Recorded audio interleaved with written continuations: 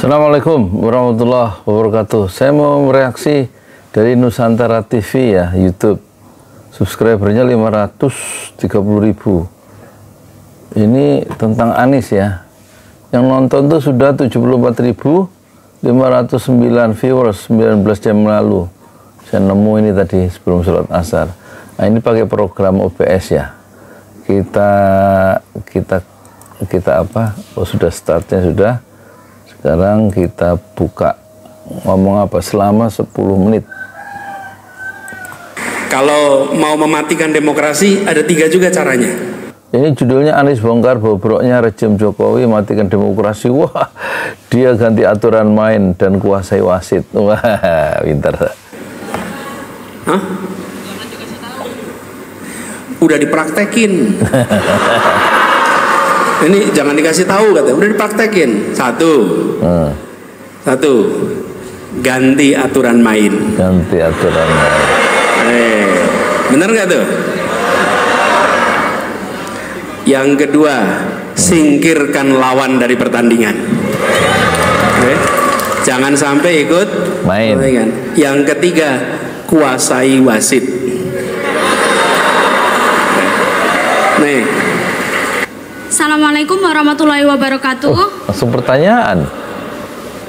Izin pertanyaan, nama saya Maryam Abdillah dari SMA. Maryam dari SMA Negeri 1 Kota Magelang.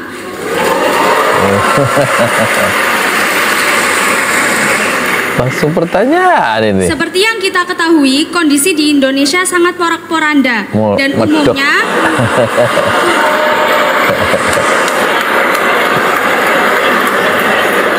terima kasih. Yang mahasiswa kalah sama SMA.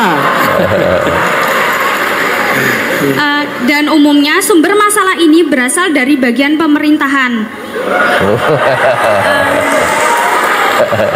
Iya bener itu. Namun, apakah masalah yang terjadi hanya dari pusat pemerintahan, tidak berasal dari pola pikir masyarakatnya? Jadi, bagaimana cara mengajar atau mengajak masyarakat untuk berpikir agar kita bisa menjadi bangsa Indonesia menjadi bangsa yang lebih terdidik, tidak hanya untuk generasi muda tapi juga untuk generasi tua yang sudah terlambat belajar.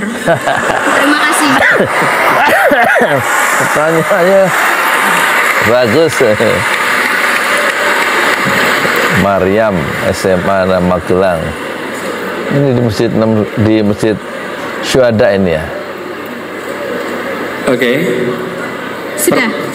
Jadi pertanyaannya bagaimana cara mengajar atau mengajak masyarakat untuk berpikir agar kita menjadi bangsa Indonesia yang memiliki ya. Wah, top betul Anda ini. Oke, makasih Maryam. Kelas berapa Maryam? Kelas 10. Kelas.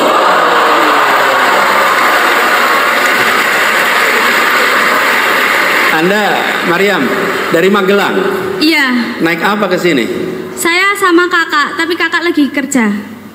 Jadi naik apa? Motor. Naik motor?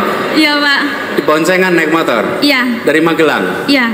Khusus untuk hadir di sini? Iya. Masya Allah. Masya Allah. Taunya kegiatan ini dari mana? Dari kakak juga. Saya punya 2 kakak, yang satu yang antar saya ke sini, yang satu itu yang ngasih tahu tentang acara ini. Cuma beliau lagi nggak bisa datang karena lagi sakit. Oh ya, oke. Makasih Maryam. Tepuk tangan buat Maryam. Terima kasih. Maryam, nanti turun bawah ya. Siapa? Nanti kita ketemu ya. Oke. Dah ya, cukup. Ini pertanyaan terakhir dari Maryam ini menyatakan bahwa Indonesia banyak masalah dan masalahnya sering dimulai dari pemerintah. Untung lagi nggak di dalam pemerintah ya. Ya. Kalau dulu ketika masih dalam pemerintah, setiap kali ada pertanyaan tentang pemerintah kan kita harus menjelaskan, bukan? Kalau sekarang ya menjelaskan juga tapi tanpa beban gitu.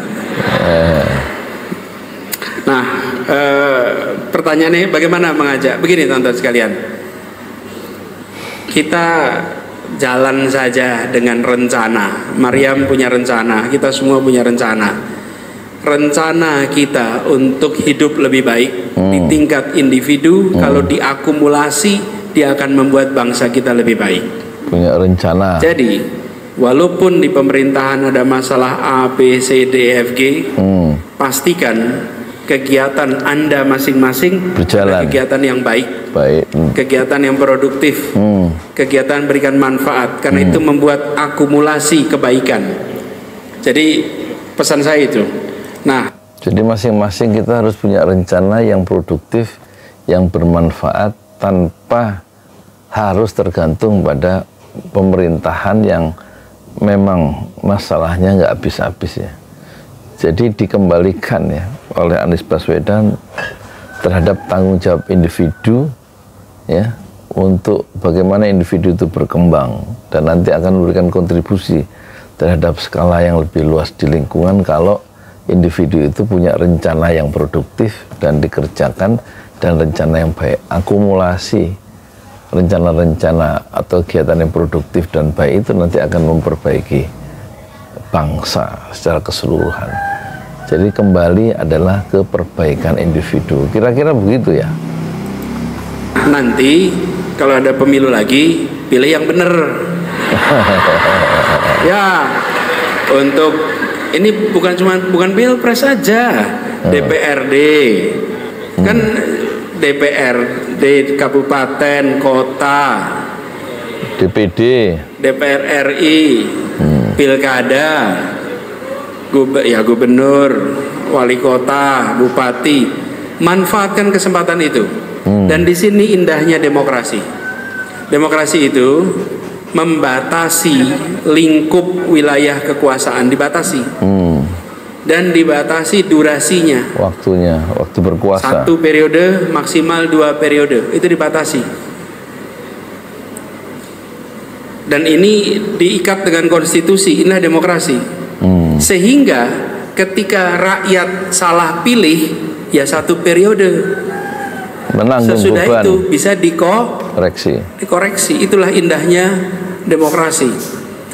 Karena itulah penting bagi kita untuk rasional. Jadi buat Maryam, untuk masyarakat, Anda ajak kegiatan kebaikan. Tapi untuk pemerintahan, kalau Anda melihat di kabupaten, di kota, di provinsi tidak berjalan baik tingkat nasional, diingatkan, pastikan jangan dipilih lagi pada pemilu berikutnya. Oh, jangan dipilih. Ya. Dan itulah demokrasi. Tapi bila berjalan dengan baik, maka pilih pada pemilu berikutnya supaya demokrasi berjalan baik. Cuman akhir-akhir ini ada yang mau ikut demokrasi nggak boleh ikut. Ya itu Pak Anies itu. Nah itu tanda-tanda matinya demokrasi. Ini karena di kampus saya tambahin ya, apa tanda-tanda demokrasi? Satu, adanya oposisi.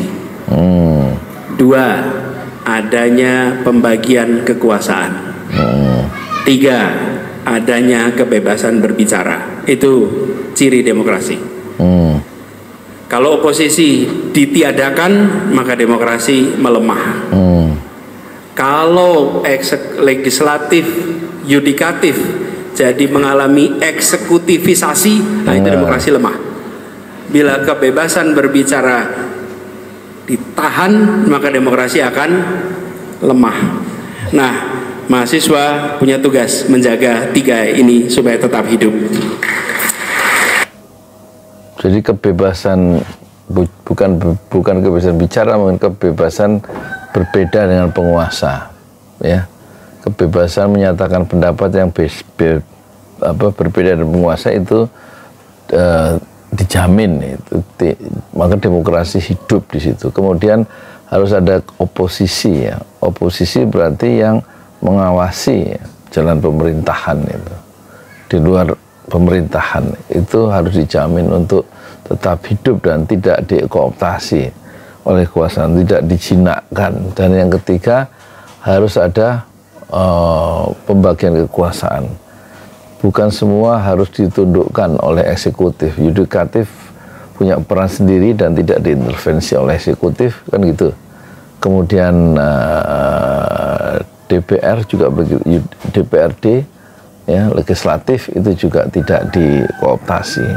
Tetapi pemerintahan Prabowo sekarang mengkooptasi legislatif ya, semua dijadikan satu koalisi besar, koalisi Indonesia Maju Plus ya, termasuk legislatif ya, di partai-partai yang menguasai parlemen itu dikooptasi, dan ini berbahaya. Kemungkinan yang dimaksud oleh Anies adalah seperti itu, dan itu berbahaya bagi demokrasi. Demokrasi menjadi lemah kalau legislatif itu dikuasai oleh eksekutif. Istilah tadi, jangan sampai terjadi eksekutifisasi ya. Semuanya tergantung pada kekuasaan eksekutif, yaitu pemerintah. Harusnya kekuasaan dipisah ya, menurut teorinya Rousseau itu ya, pemikir Perancis. Kalau mau mematikan demokrasi ada 3 juga caranya. Nah, hah? Udah dipraktekin. Ini jangan dikasih tahu, kata, udah dipraktekin. Satu, ganti aturan main. Bener nggak tuh? MK nomor 90. Yang kedua, singkirkan lawan dari pertandingan. Jangan sampai ikut pertandingan. Yang ketiga, kuasai wasit. Nih, jadi kalau mematikan demokrasi 3 itu, ingat-ingat ya. Diingat-ingat bukan untuk dipraktekkan.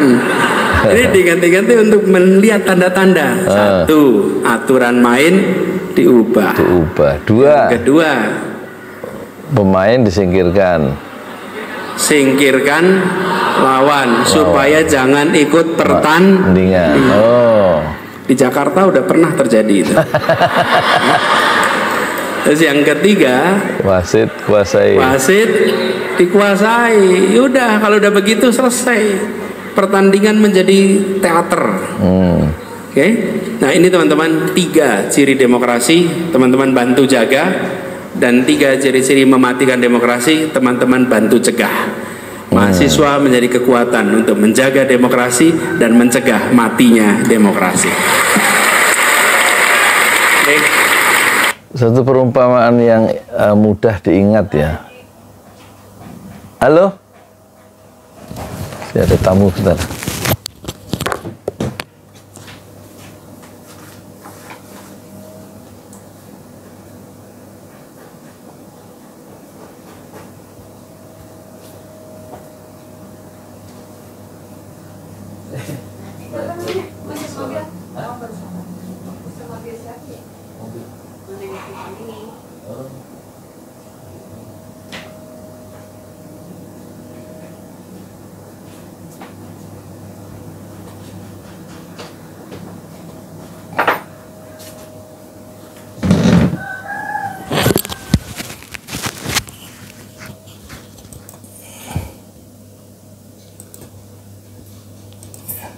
Teman-teman sekalian, terima kasih pada seluruh hadirin semua di sini yang sudah hadir menyempatkan waktu. Senang sekali bisa kembali ke Jogja. Gini, namanya siapa? Willis. Insya Allah pada tahun depan saya kesini, insya Allah Anda boleh tanya, ya. Iya, nggak apa-apa, next time. Soalnya kalau nggak akan ada habisnya. Ya, teman-teman sekalian, terima kasih kehadirannya. Titip salam untuk teman-teman mahasiswa semua. Assalamualaikum warahmatullahi wabarakatuh. Ini kalau ada yang mau bersalaman nggak apa-apa, nggak usah dicegah, ya, biar bisa ketemu, nggak apa-apa. Maaf saya lupa. Tadi yang bertanya ada hadiah buku untuk Anda yang tanya. Silakan maju ke depan. Boleh.